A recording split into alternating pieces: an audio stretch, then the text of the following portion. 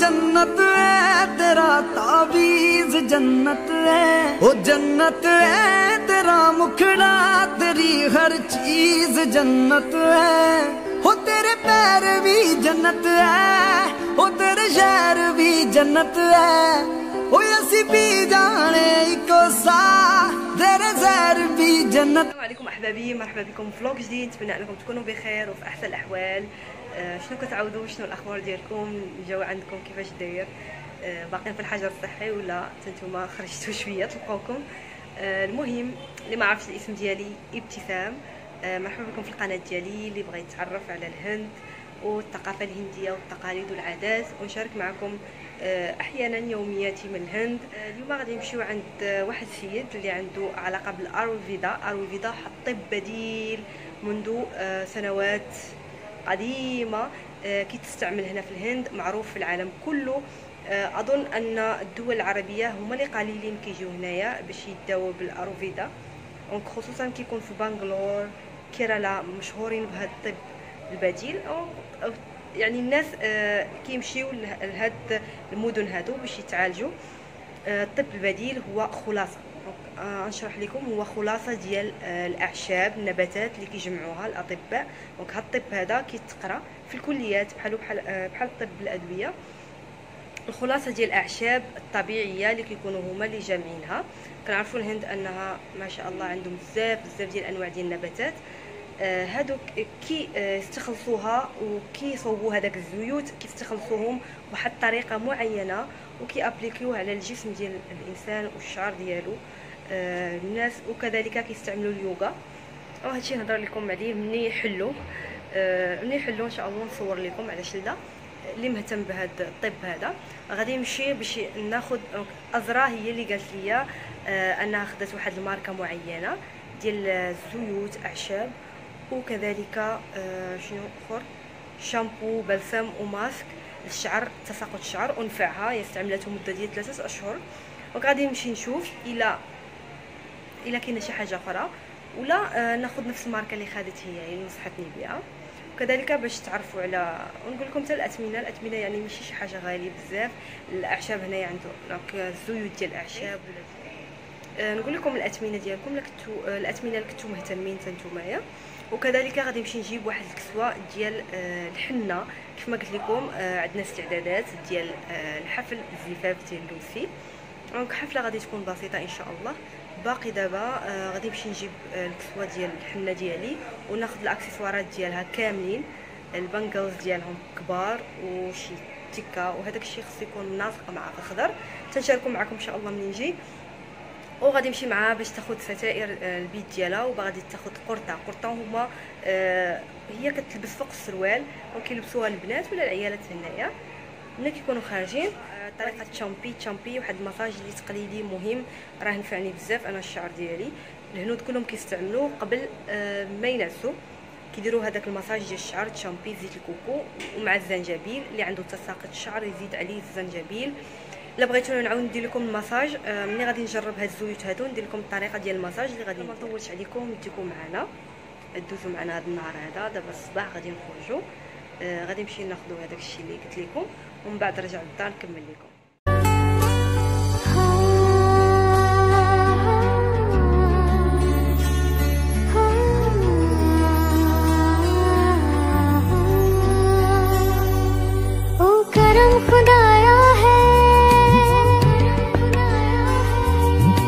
मुझसे मिलाया है, तुझसे मिलके ही तो मुझे जीना आया है। ओ तेरे संग यारा खुश रंग बहारा, तू रात दीवानी मैं जर्द सितारा। ओ तेरे संग यारा खुश रंग बहारा, मैं तेरी हो जाऊं जो तू कर दे इशारा।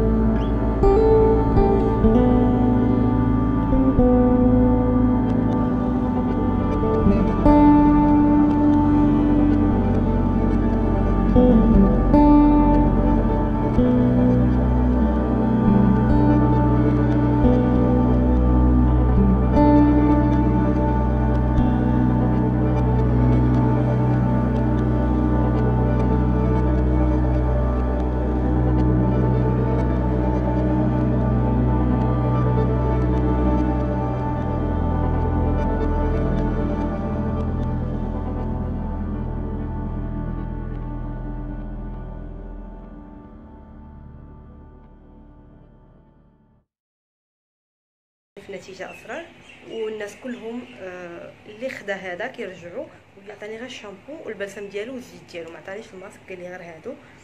هذا بالالوي فيرا، خلاصه ديال الاعشاب كيف ما قلت لكم. وبالنسبه للثمن ديال هادو 45 درهم 45 درهم 45 درهم ولا 50 درهم 50 درهم، يعني ما غاليينش. زيت ديال الشعر كيف ما شفتوا ديال التطويل ضد التساقط والتطويل ديال الشعر. بالنسبه للثمن ديالو ديال شي واقيلا 60 درهم مغربيه. دونك هادشي اللي عطاني، قال لي جربي هادو وانتي غادي تحكمي. قال لك فيا المساج تشامبي في اي زيت خاصكم تطبقوا المساج تشامبي، هي الحاجه المهمه هنا في الهند. يعني ما نقولش لكم كاين شي سر اخر. اولا هذاك الشيء ويراتي ما غاديش نهضروا على الشعر ديالهم، ولكن المساج اللي شي حاجه مهمه هنا الشعر، ترطيب ولا ديال تطويل الشعر ضد تساقط الشعر. المساج بغيتوني ندير لكم المساج، انا غادي ندير هذا الزيت هذا غنبداه اليوم في الليل، يعني 3 المرات في الاسبوع ولا 2 المرات. ليله قبل ما ننعس خصني نديروا الشعر ديالي، ولا 3 سوايع ديروا 3 سوايع من بعد تغسلوا الشعر ديالكم. غادي نطبقوا ان شاء الله في الليل الا بغيتوا، خليوا لي الشعر ديالكم. غادي نطبقوا ان شاء الله في الليل الا بغيتوا، خليوا لي لتحت نعاودوا لكم، لان هذا المساج هذا اي واحد يطبقوا لكم على الشعر ديالكم، يمكن لكم تطبقوه نتوما. انا يا اما اي شخص، يا اما كانت حماتي ولا راجلي ولا اي واحد كنقول لي طبق لي المساج ديال الشعر بزيت الكوكو والزنجبيل، انا دائما كنديرو. الحمد لله داك زيت الكوكو والزنجبيل غيوقف التساقط، لان هذه حاجه مهمه هنا في الهند. ولا العصير ديال البصل الحمراء كيستعملوه حتى هو شي حاجه خطيره. كما قلت لكم كاينه ماركه خاصه بهذا العصير ديال البصل، فيها شامبو، بلسم، فيها ماسك. هنا الهنود ما كيستعملوش هذيك الماركه، لان داكشي كلشي عندهم متوفر في البيت. عندهم واحد الحاجه لان كيصوبوا داكشي عندهم في الدار. تنوريكم حماتي الزويت اللي كتستعمل، اللي كدير اللي كتصوبهم هي راسها. نشارككم معكم ان شاء الله. اللي بغيتوا الطريقه ديال الشامبي مره ثانيه قولوها لي، خليوها لي في التعليق لتحت باش نديرها للشعر ديالي ان شاء الله، باش نصورها لكم الليله، لانني غادي نبدا الزيت هذا. ملي غادي نبداه لنفعني ان شاء الله، ينفعني هو والشامبو ديالو والبلسم، غادي نقولها لكم باش هكذا الناس اللي بغاو بحال هاد المنتوجات يقدروا يلقاوهم اونلاين. غادي نشوف لكم السيد نهضر معاه الا كان كيصيفط ولا عنده موقع اونلاين بحال هكذا يعاون الناس اللي حتى هما عندهم مشاكل الشعر بحالي. ما نطولش عليكم. كيف ما قلت لكم جبت اللبسه، غادي نوريكم اللبسه الخضراء والاكسسوارات. يعني هنا حاجه مهمه الكسوه يكون عندها الاكسسوارات. هنايا ها هي الكسوه، هذا سميتو زركن بالاحجار، واحد النوع من الاحجار والصم.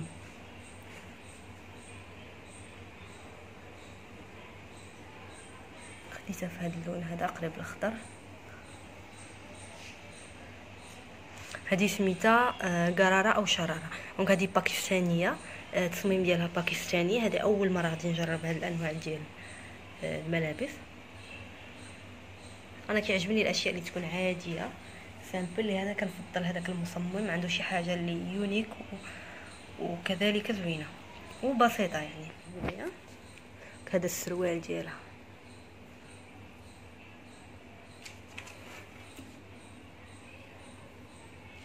هذا السروال ديالها. هاد الاحجار كيف ما قلت لكم سميتهم الزركن، كيسميوهم هنا زركن. السروال ديالها عريض. دونك الا بغيتوني نلبسها نقيسها لكم وتشوفوها، خليوها لي في التعليق لتحت، نديرها لكم فيديو اخر، ندخلها في شي فيديو. وهذه الدبطه حتى هي فيها هاد الزركن جوهرات هادو اللي خديت كيلائموا اللبسه.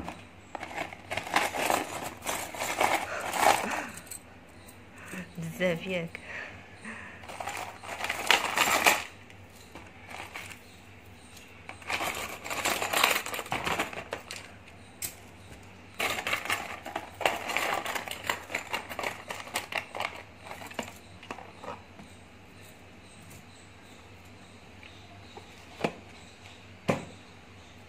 كيجيو في هاد العلبه هادي ديالهم.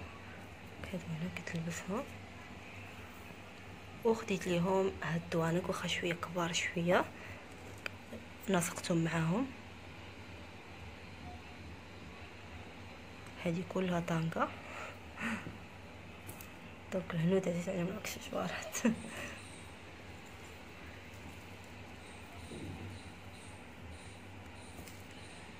والتكه اللي كتكون فوق في وسط الجبهه ما لقيتش اللون الملائم ديالها، خديت غير هذه.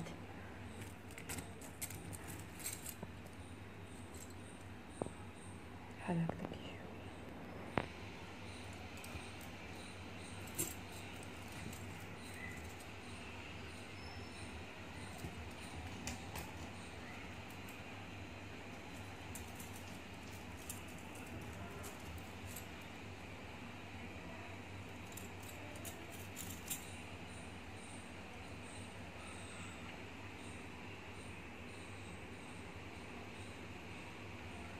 بالنسبه للبسه كيف ما قلت لكم انني صممتها، يعني طلعت عليا بشي 1000 تقريبا 1500 درهم.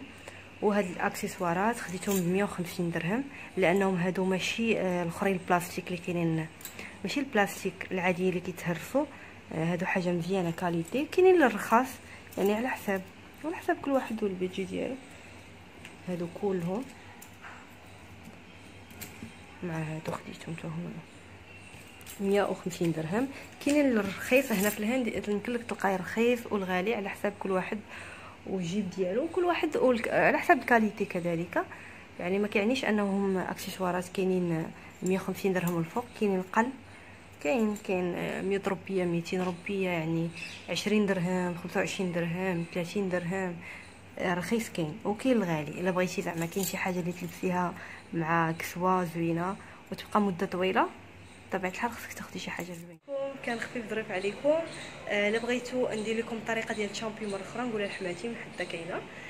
غادي ندير المساج الشعر ديالي الليله باش غدا نغسلو، وهكذا غادي نشارك معكم الى نفعني فعلا واعطاني نتيجه كيف ما قال لي. طول لي شعري وحد من التساقط ديال الشعر، وخا دابا مابقاش عندي الحمد لله. تشوفوا شعري دابا وليت كنجمعو، مابقاش كندير الفرقه دائما، غير بعض المرات الا كتعجبني. هكذا انا بغيت نقول لكم ان راه فعلا انا كانت عندي مشكله في الاول، كنتو كتلقاوني دايره الضبطه في الفيديوهات وما كنتش بغيت نوقف هذيك الساعه، وكان عندي تساقط بزاف ديال الشعر. نتمنى هذا الفيديو دا عجبكم، كان خفيف ظريف عليكم. مع السلامه. ما تنساوش تبارطاجيو لاشين الا عجبتكم، وكذلك تفعلوا زر الجرس باش توصلوا فيديوهات جداد. اللي مازال ما اشترك يشترك وفعل زر الجرس. مع السلامه.